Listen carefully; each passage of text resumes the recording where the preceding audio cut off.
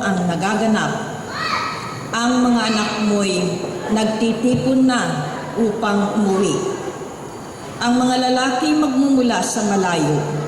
Ang mga babae kargang tila ang mga bata. Ang tanawing ito, kung iyong mamamalas, ikaw ay sisigla. Sa iyong damdami, pawang kagalakan niyang madarama. Pagkat ang yaman niyong karagatay, iyong matatamo.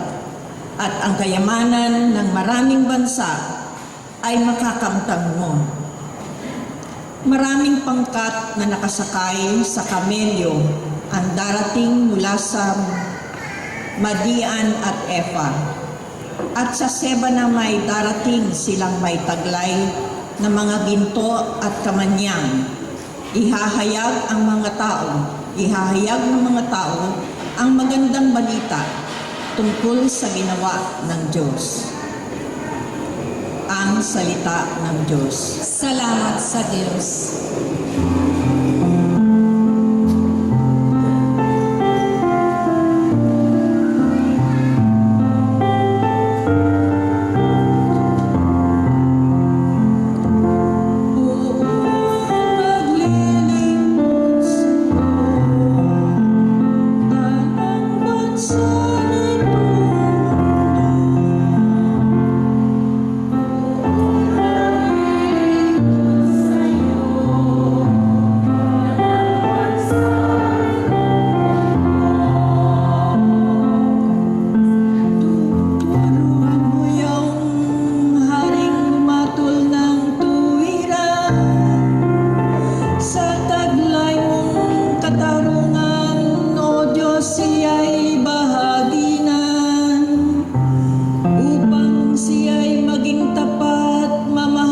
Sa iyong bayan at pati sa mahihirap, maging tapat siyang tunay.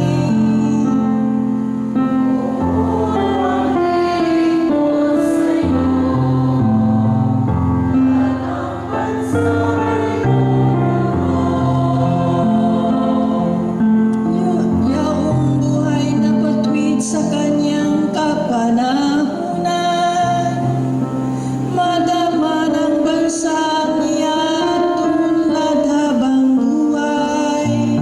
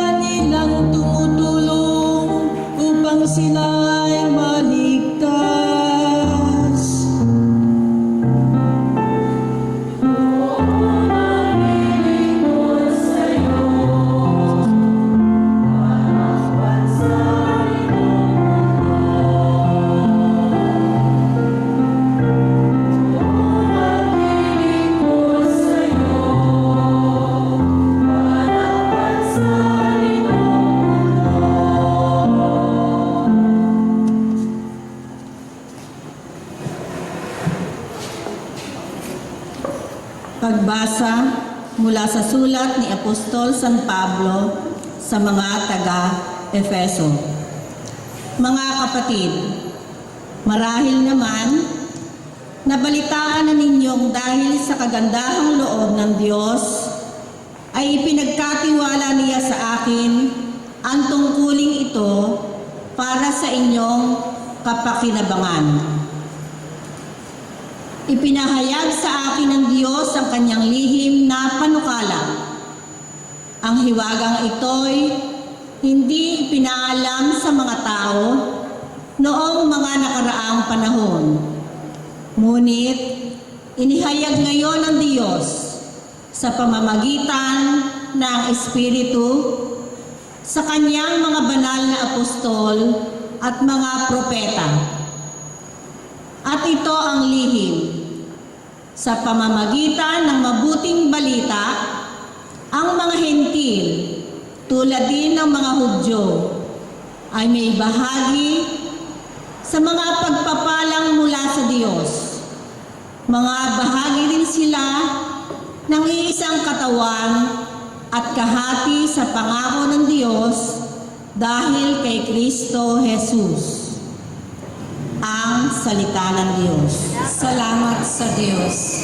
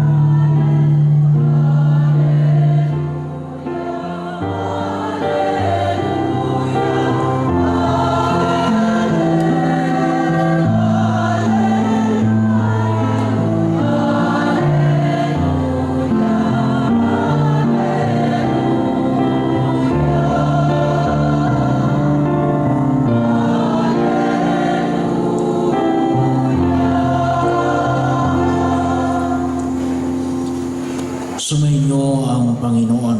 At sumayo rin.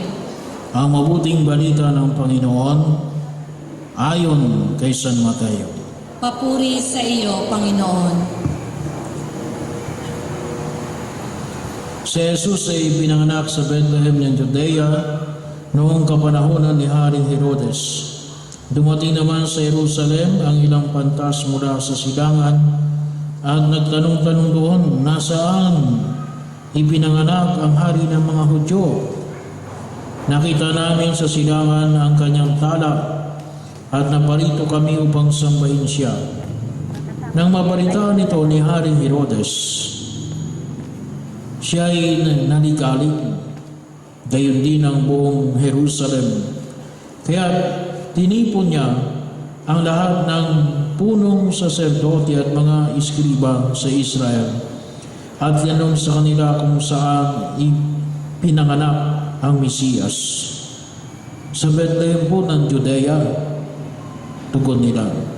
Ganito ang isinulat ng propeta. At ikaw, Bethlehem, sa lupain ng Juda, ay hindi nga huli sa mga pangunahing bayan ng Juda.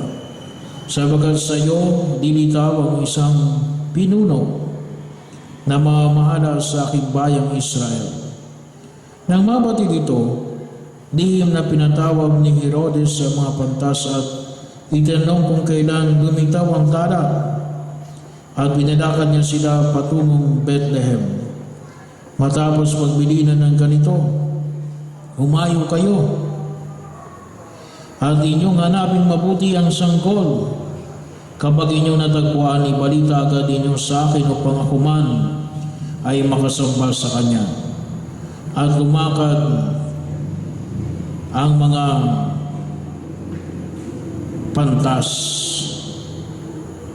Muli silang pinangunahan ng talang nakita nila sa silangan hanggang sa sumabit ito sa tapat ng kinaroroonan ng bata. Gayon na lamang ang galak ng mga pantas na makita ang tala. Pagpasok sa bahay, nakita nila ang bata sa piling ng kanyang inang si Maria. Lumapit sila at nagpatira pa at sinamba ang bata. Binuksan nila ang kanilang mga sisidlan at inihandog sa kanya ang dala nilang ginto, kamanyang at mira. Nang sila'y pabalik na, sinabi sa kanila ng Diyos sa pamagitan ng panaginip na huwag na silang babalik kay Herodes, kaya nag-iba na sila ng daan pauwi. Ang mabuting balita ng Panginoon. Pinupuri ka namin, Panginoong Hesukristo. Sumainyo ang Panginoon. Tayo po ngayon ay nasa kabistahan ng Epipania, ang pagpapahayag, pagpapakilala, ang pagpapakita ng ating Diyos, ang Mesiyas. Isang puntos lang ko yung nais kong bigyang pansin, para po sa araw na ito.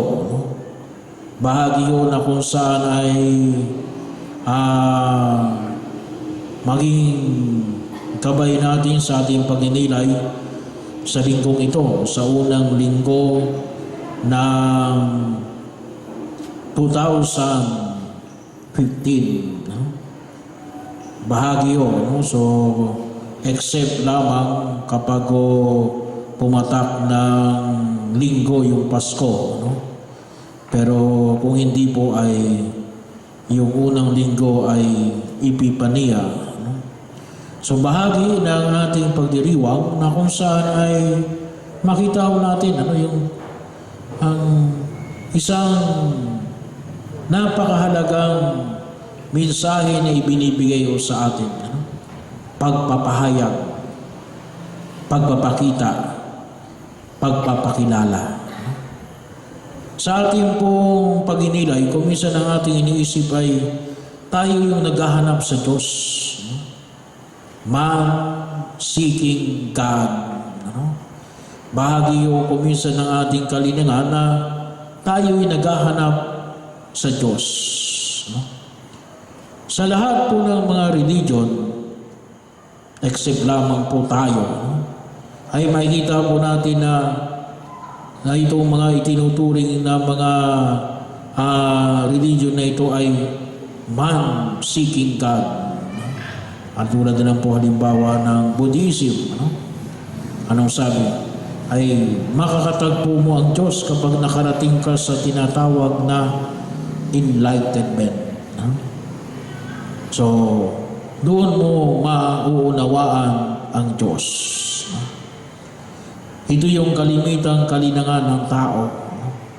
Ang tao na naghahanap sa Diyos. At kuminsan, yun ang ating nasa isip. Kasi makita natin yung mga mago naghahanap sa Mesiyas. Nasaan ang hari ng mga Hudyo? Kay Herodes na nagpahayag, hanapin ninyong maigi ang batang ipinanganak na siyang mag-ahari ng Israel. Bagamat iba yung kanyang kaisipan kung bakit niya nais na makakita ang Mesiyas. Pero sa araw po na ito ay pinagtitibay na ang pananampalataya natin ay hindi po man seeking God, ngunit God seeking man. Ang Diyos na naghahanap sa tao.